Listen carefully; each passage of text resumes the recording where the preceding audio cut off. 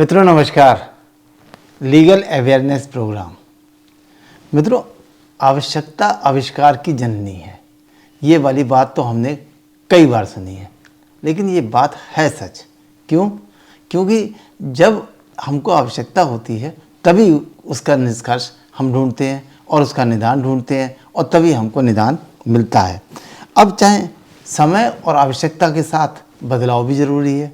क्यों? क्योंकि जैसे जैसे समय निकलता है उसकी समस्याएं सामने आती हैं, उनका निदान भी हो जाता है। भारत सरकार के department of pension and pensioners welfare ने एक ऑफिस मेमोरेंडम जारी किया 1 जनवरी 2024 को, और ये बड़ा ही इम्पॉर्टेंट अमेंडमेंट लेके आए। किस चीज़ में अमेंडमेंट लेके आए? CCS पेंशन रूल्स 2021 जो था उसमें ये संशोधन लेके आए, और ये बहुत ही इम्पॉर्टेंट संशोधन हो गया, लैंडमार्क हो गया। क्यों? जैसा मैंने कहा, समय के साथ साथ आवश्यकता जब आती है तो नई नई चीज़ें निकल के आती हैं। अब आवश्यकता क्या आई ये भी मैं आपको आगे बताऊंगा, और ये संशोधन क्या आया। संशोधन छोटा लेकिन बड़ा ही महत्वपूर्ण है। अभी ये संशोधन ये है कि अभी तक जो महिला केंद्रीय कर्मचारी हैं वो अपने नौकरी जब करने जाती हैं, वो सर्विस जो ज्वाइन करती हैं तो उसमें अपना नॉमिनी डिक्लेयर करती हैं। लेकिन अभी तक ये था कि अगर कोई महिला केंद्रीय कर्मचारी है तो वो अपने नॉमिनी में अपने हस्बैंड का ही नाम लिखा जाता था। उसके हस्बैंड का नाम ही लिखा जाएगा, मतलब उसका हस्बैंड ही नॉमिनी होगा। तो क्या होगा साहब? तो क्या स्थिति बनती थी कि अगर उसकी सर्विस के दौरान या पेंशनर के रूप में पेंशन जब ले रही है तब उसकी डेथ हो जाए तो उसके नॉमिनी को ही फैमिली पेंशन का लाभ मिलता था। लेकिन अभी जो ये अमेंडमेंट आया 1 जनवरी से, इसमें ये कर दिया कि अगर कोई महिला केंद्रीय कर्मचारी है तो वो जॉब कर रही है सर्विस के दौरान या रिटायर हो जाने पर पेंशन ले रही है, तो वो अपने एक एप्लीकेशन दे करके, अपने डिपार्टमेंट के हेड को एक एप्लीकेशन दे करके अपने बच्चे को नॉमिनी घोषित कर सकती है। ये बड़ी ही इंपॉर्टेंट बात हो गई। अभी तक तो ऑप्शन था ही नहीं, उसका हस्बैंड ही होना था, लेकिन अब ये ऑप्शन दे दिया कि वो अपने बच्चे को भी अपना नॉमिनी घोषित कर सकती है। तो इससे क्या होगा? इससे ये होगा कि अगर किन्हीं परिस्थितियों में महिला केंद्रीय कर्मचारी जो है उसकी डेथ हो जाती है या वो पेंशन ले रही है तो पेंशनर के रूप में उसकी डेथ हो जाती है, तो उसके जो सर्विस बेनिफिट्स हैं जो भी मिलने हैं या उसकी जो फैमिली पेंशन है वो अब उसके नॉमिनी जिस बच्चे को बनाया गया है उसको मिलेगी।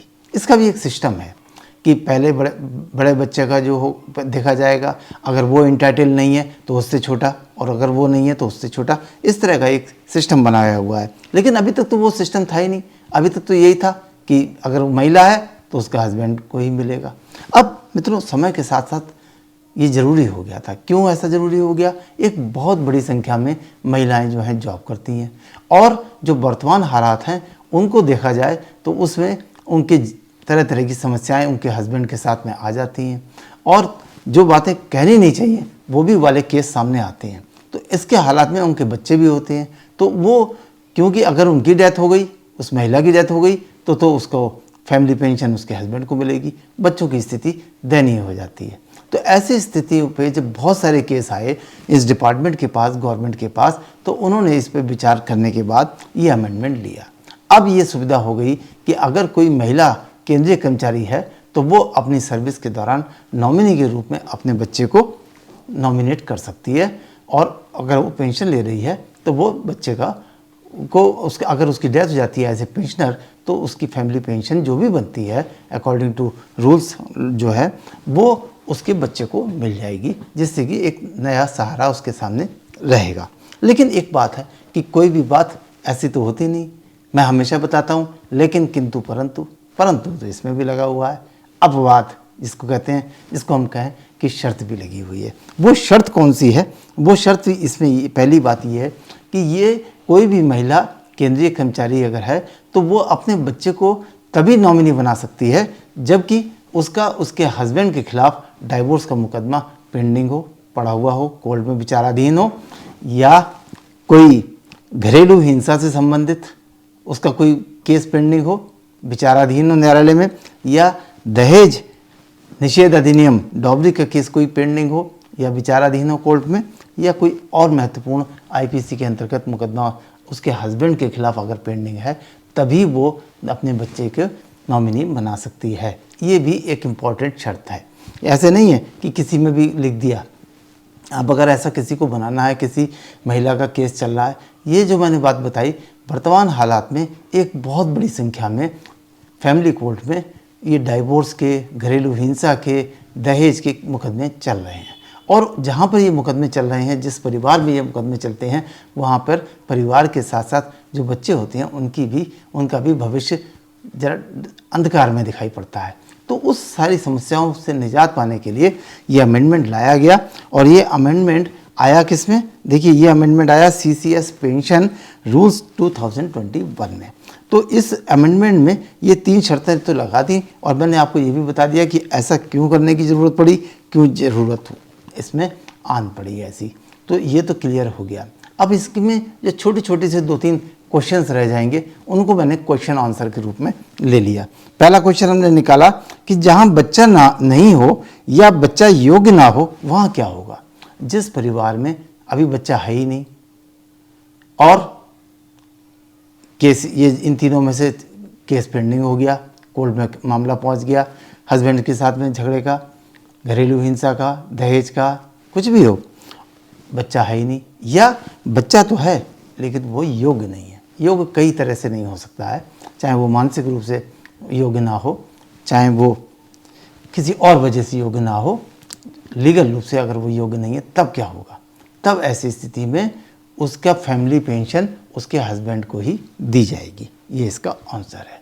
दूसरा क्वेश्चन क्या है कि यदि मृत महिला के बच्चे नाबालिग हों तो, या मानसिक रूप से बीमार हो तो क्या होगा? तो जैसा हमने बताया कि अगर उसके बच्चे नाबालिग हैं तो ये देखा जाएगा कि उस बच्चे का केस तो उसका हस्बैंड के साथ में कोर्ट में चल ही रहा है। तो अगर बच्चे नाबालिग हैं तो उसका संरक्षक, उनका गार्जियन कौन है? अगर गार्जियन उसका लीगली फादर है, उसका हस्बैंड है, तो उसकी फैमिली पेंशन और उसके बेनिफिट्स उसके मिलेंगे।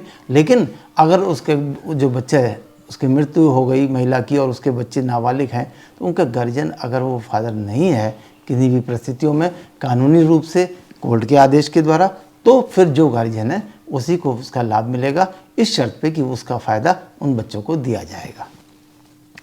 अब ये बात आती है कि यदि बच्चा माइनर है तब क्या होगा? तो फिर वही वाली बात, वही आंसर कि अगर उसका बच्चा माइनर है तो मेजर होने का इंतजार किया जाएगा।